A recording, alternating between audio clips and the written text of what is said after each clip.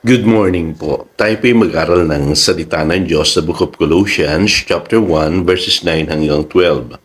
Kaya't mula nang marinig namin ito, patuloy namin idinadalangin sa Diyos na sana'y ipaunawa niya sa inyo ng lubusan ng kanyang kalooban sa pamamagitan ng karunungan at pangunawang kaloob ng Espiritu.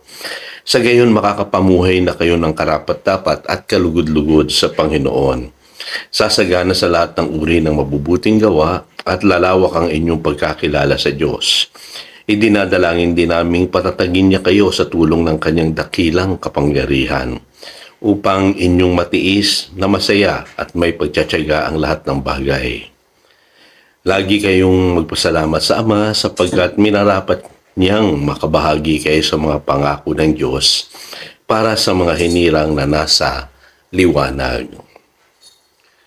Prayer instead of New Year's resolution. Alam niyo po, isa sa palaisipan sa akin, bakit yung New Year's resolution po ay hindi nagwo-work. At sa akin pong pag-aaral, ay nakita ko po na kaya hindi nagwo-work yung New Year's resolution kasi ito po'y nakasalalay sa lakas ng tao. Kadalasan po'y nangangako lamang tayo sa ating sarili. Ano po? Pangalawang katotohanan po, wala pong pananampalatayang involved dun sa New Year's resolution. Kadalasan po, ginagawa lamang natin itong dahilan para pagtakpan yung mga pagkakamali o pagkukulang na nagawa natin noong nakaraang taon.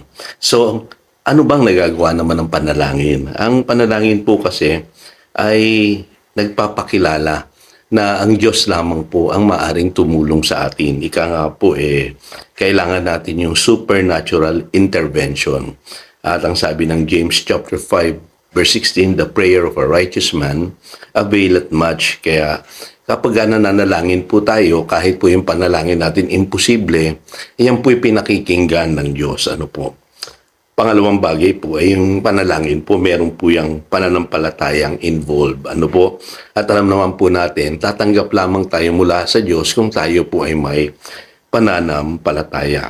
Kaya maintindihan niyo po sa sinasabi sa John chapter 15 verse 5 na kung tayo po ay hiwalay sa Panginoong Hesus, talagang wala tayong magagawa sa buhay na ito. Kaya napakahalaga po, instead of New Year's resolution, gawin nating panalangin po yung ating pong mga hinihingi o dinidesire sa buhay. Dito po makikita niyo po sa Colossians chapter 1 verses 9 to 12 ang isang napakagandang panalangin na naisulat po ni St. Paul. Unang-una po makikita natin yung sinasabi diyan na humihingi siya ng karunungan mula sa Diyos. Ano po? Hinihingi niya ito para magkaroon ng direksyon ng buhay natin. Ano po? Kasi sa buhay na ito, marami sa atin kaya tayo napapahamak. Mali po yung direksyon na ating tinatahak. Nananalangin din si San Pablo na mamunga po ang mga believers. Ano po? Kasi napakahirap po talaga. Kung sa sarili lamang natin lakas tayo mananangan, talagang lagi tayong magkakamali. Ano po? At mahirap makapamunga. Pinapanalangin din ni San Pablo na magkaroon ng spiritual growth sa buhay ng maraming mananampalataya. Kasi alam niyo po kung bakit mahalaga po yan. Susunod lamang po yung ibang bagay kapag lumalago po tayo spiritually. Lagi niyo pong tatandaan yan. At nananalangin din si San Pablo na taglayin natin yung kapangyarihan. Ano po, para tayo po ay makapagtiyaga sa buhay na ito. Ibig sabihin, hindi madali ang ating landas na tatahakin, kaya kailangan natin yung supernatural support or power mula sa Diyos. Ano po? At higit sa lahat, sabi diyan, lagi tayong magpasalamat. Kasi ganun po ang pananalangin. Ano po? Pinagpapasalamat na natin ang mga bagay na hindi pa natin tinatanggap. Ngayon, kung ako po'y tatanungin ninyo, gawin ninyong prayer ang lahat po ng mga desires ninyo ngayong 2025. Isulat po ninyo, ano po, at gawin nyo po itong panalangin. Pangalawa, matuto po tayong manalangin sa bawat araw. Alam niyo po, ang sikreto po talaga, daily, dapat nananalangin po tayo para taglayin natin yung kalakasan, karunungan na nagmumula sa Diyos. Yung iba po tamad manalangin. Ano po? At alam niyo po, kaya minsan walang nangyayari po sa ating buhay dahil hindi tayo nananalangin, hindi tayo tumatanggap mula sa Diyos. Ano po?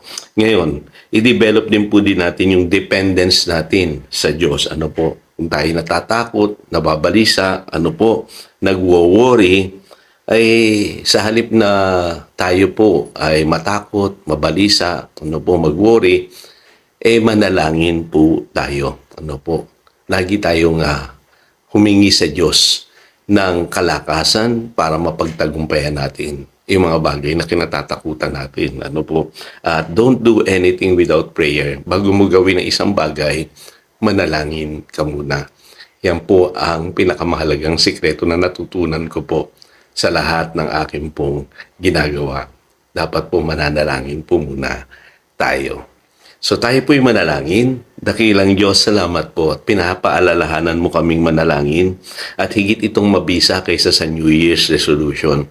Kung gagawin namin ito bawat araw at kung kami magiging dependent sa iyo pong kapangyarihan daily, ay makakakita po kami ng malaking pagbabago ngayong taong ito. Dalain ko po yung mga kapatiran na sa matagal na panahon ay hindi nila na-experience po na lumalim sa pananalangin. Dalayan ko po, this year, marami sa amin ang lumalim sa pananalangin.